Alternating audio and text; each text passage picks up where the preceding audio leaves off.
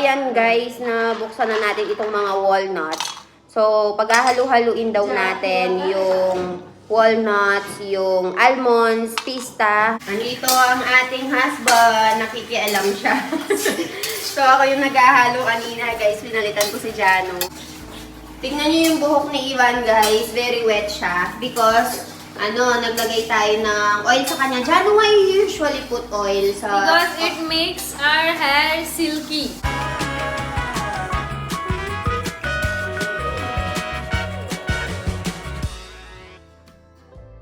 Good morning everyone! So, very busy kaming lahat ngayon dito and nagluluto kami ng Cerelac for Ivan. Right over here, busy ang Jano natin. Hi Jano! What are you doing?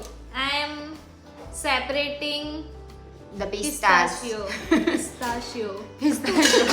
So, sineseparate ni Jano yung mga pistachio and right over here, I am in charge dito sa pagdudurog nitong mga akrot. What do you call akrot in English, Jano?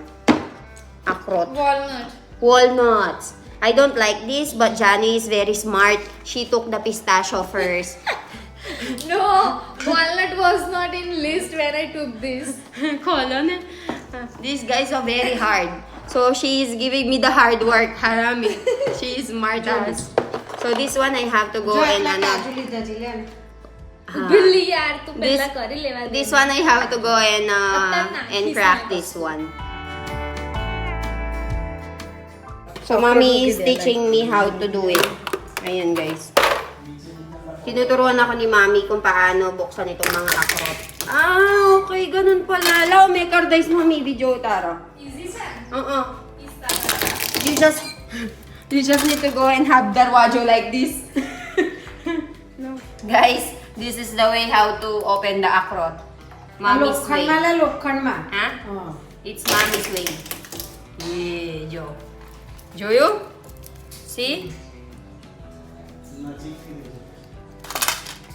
Kaya Jo way akrot?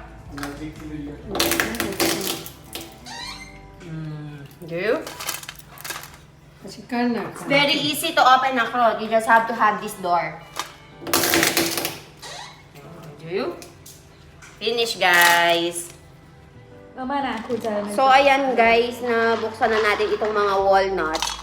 So, paghahalu-haluin daw natin yung walnuts, yung almonds, pista, and at the same time, what is the other one dyan? Yung kaju. And then what we will be putting aside from this one? Puwa. And also guys, you know what happened? Hindi kasi nagpapakita si mommy sa camera kasi nga na-aksidente siya. Ayaw. Feeling ko hindi to an accident to. Nahihiya siya. Nahihiya siya magpakita sa camera. So, you will just be seeing me, Jano, Papa, and Milan for the rest of the week until mommy is healed. So, ayan, let's go and clean this one now. And Jano is laughing because I disclose. You will not be seeing mommy for the rest of the week, guys. Kasi nagpapagaling pa siya. So, ayun, let's just clean this one now. And then, balitaan ko na lang kayo later.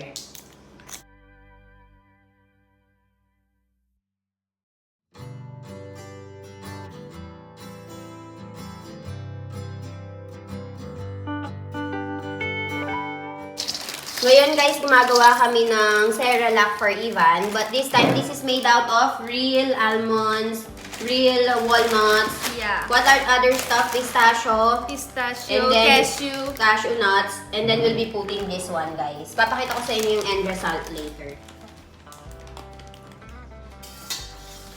Kabait naman ni Jano.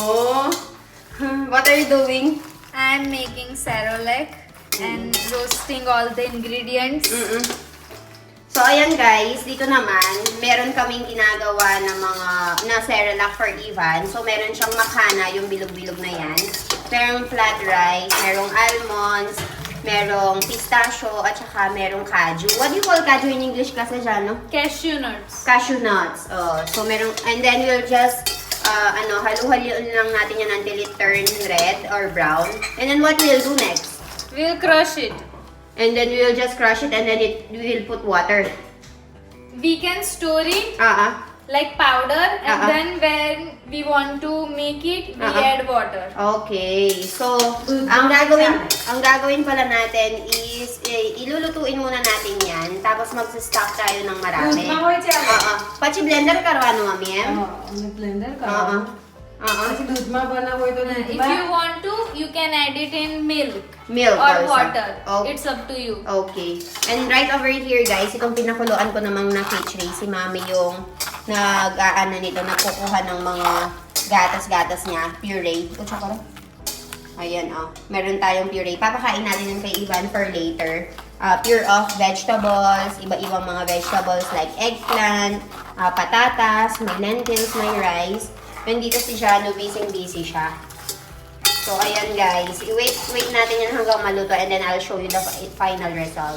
Nandito ang ating husband. Nakikialam siya. So, ako yung naghahalo kanina guys. Pinalitan ko si Jano. Tapos sabi niya, okay, I will do it. I want to do it.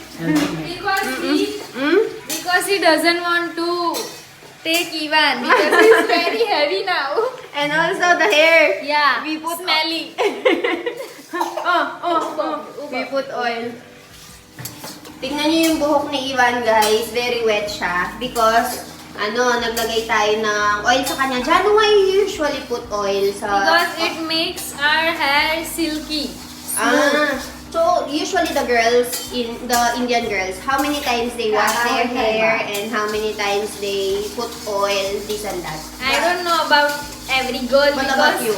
I put oil every twice day and wash my hair Twice a week? No.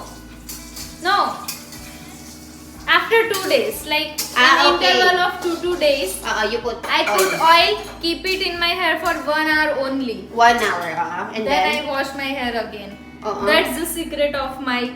That's why hair. everyone is noticing actually, Jano, Yeah. why you have a very good hair. That's the secret of my hair. So 2 days of putting oil and then washing your hair every 2 days. Yeah. So Johnny is washing her hair every 2 days. That's why we are doing also the same thing to Ivan. So we will see what is the effect. Chalo. So ganito yung magiging itsura niya, guys, kapag binlender mo siya. Tapos pinaghalo-halo mo lahat ng mga ingredients. So mamaya lalagyan lang natin yan ng milk or water and then papakain natin kay Ivan. Hi guys! So tinatry na ni Ivan. How was it, Ivan? Do you like it? Nanonood siya ng video. You like it? Nagustuhan niya, guys, yung ginawang Cerelac ni Mommy and Jano kanina. मोटी चमचे से लगा So, napakain na si Ivan, guys, and gustong-gusto niya yung ginawa nilang Cerelac. Gustong-gusto pero nag-make face. Pero lumalapit pa rin siya. Kapag nilalayo, tignan niyo, lalapit ulit yan, mangingi ulit. Diba? Alam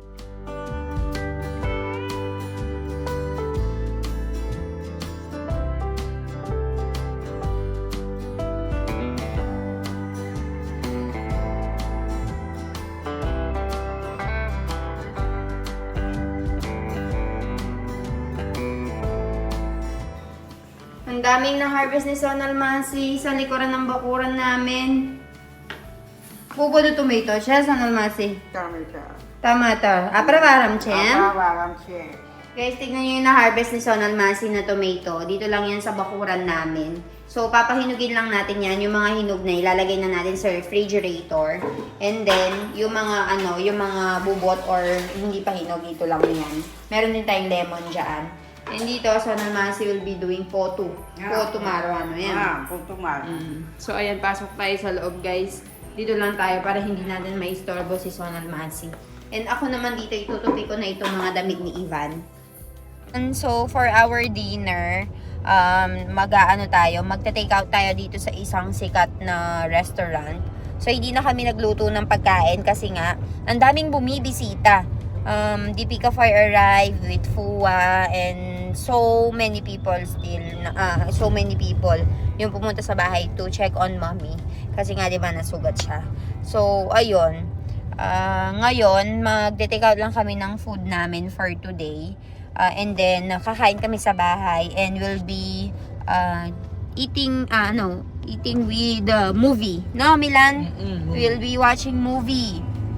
So, ayun guys, balitaan ko kayo later kung ano yung bibilin namin. Kasi nabalitaan namin na yung nagbukas na restaurant dito, very masarap daw yung pagkain. So, let's go and try it if they're telling the truth or not. So, ayun, balitaan ko kayo later.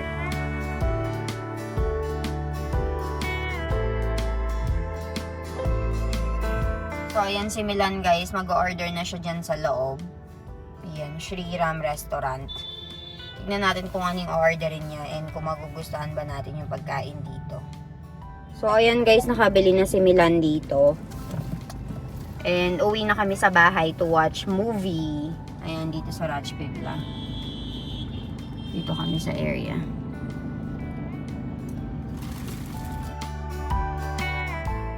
Hi guys, so mag Q&A tayo and sasagutin natin yung question ng isa sa mga nanonood sa atin kasi napapansin daw niya na palaging kami lang daw ni Bianan yung nagluluto ng pagkain everyday and bakit hindi daw nila nakikita yung kapatid ni Milan. So, ganito kasi yan guys. Alam niyo naman na yung kapatid ni Milan is which is si Jano ay nag-aaral, di ba? So, kapag nag-aaral kasi yan, guys, talagang todo aral hanggang hating gabi. Minsan umaabot pa siya ng 3 hanggang 3:00 ng madaling araw, kakaaral. Tapos, dumagdag pa ngayon na nag-vlog na rin siya, nag-shoot na rin siya ng mga videos. So, talagang hectic na yung schedule niya. And pagdating naman sa paglilinis and pagluluto dito sa bahay, hindi ko siya inuobliga kasi alam nyo ba yun, nag-aaral yung bata para makapag-abroad, para makapunta doon. Tapos, papaglutuin mo siya and papaglinisin mo pa siya, hahatiin mo pa yung oras niya. And at the same time, gumagawa din siya ng mga videos. So, ayun, kami ni Mommy, hinahayaan lang namin siyang matulog ng umaga. And alam nyo ba kung ano yung pinaka-help sa akin ng kapatid ni Milan? Yung pag-aalaga kay Ivan. So, enough na yon para sa akin kapag inaalagaan niya yung anak ko. Kasi guys, hindi ko kaya lahat. Alam niyo naman ako, meron akong ina-handle na negosyo. Nag-vlog ako. Tapos nag-vlog din ako dito sa may Indian. Meron din akong another Indian channel. So, dalawa na yung channel na niraran ko. Tapos nagpo-post pa ako ng mga reels. Tapos yung resort nga, ako pa nga yung nag-handle. Tapos dito nagtatrabaho pa ako. Pero buti na lang yung biyanan ko guys, very supportive talaga. And tinutulungan nga ako sa mga pang-araw-araw na gawain dito. So kaming dalawa yung nakikita yung nagluluto. And pagdating naman sa kapatid nga ni Milan, kapag nagluluto nga kami, magigising kasi yan usually ng mga 9:00, 10:00. Hindi namin siya inuobliga na magising katulad namin ng 7:00, 8:00. Yan, magigising yan ng maayos ng 10:00 kasi napuyat nga nag-aaral nga. So, yun din nga yung reason kung bakit hindi siya nagsistay doon sa pamilya ng asawa niya. Kasi doon, syempre hindi siya pwedeng matulog ng napaka-late, hindi siya makakapag-aral na maayos doon kasi kailangan niya nga magluto ng kinabukasan ng maaga para nga sa pamilya niya. So, yun yung pinaka-reason kung bakit dito siya nagsistay para makapag-aral siya sa phase niya and hindi siya, yung parang hindi ba siya disturbo sa mga sa pag-aaral niya, ganun. Kung uobligahin pa namin siya sa tumulong dito sa paglilinis and pagluluto, parang walang pinagkaiba din kung doon siya sa asawa niya titira, doon sa bahay ng asawa niya. Kasi sobrang lapit lang guys. Maglalakad ka lang as in walking distance lang yung bahay nila. Bahay ng napangasawa niya dito sa bahay namin. Siguro mga 2 minutes na lakad lang. So, ayun nga. Okay naman. Minsan tumutulong naman din siya sa pagluluto kapag, for example, pinapaliguan ko si Ivan. Tapos, kailangan ng merong maghalo ng mga niluluto ko or kailangan niyang timplahin yung mga niluluto ko. Doon siya papasok. So, ganun guys. Ganun yung mga ganap dito sa bahay. Pero, okay na okay ako sa setup namin kasi kaming dalawa ni Bianan ko yung magluluto and si Johnny yung mag-handle kay Ivan. So, okay na yun. Hindi ko na siya kailangan pang obligahin dito sa pagluluto dito sa bahay namin. So, ayun guys, kung meron kayong mga questions, you let me know. Sasagutin natin yan. And kung meron kayong mga katanungan and mga nako-confuse kayo sa Indian culture, tatry kong sagutin yan. So, comment down below. Salamat! See you tomorrow!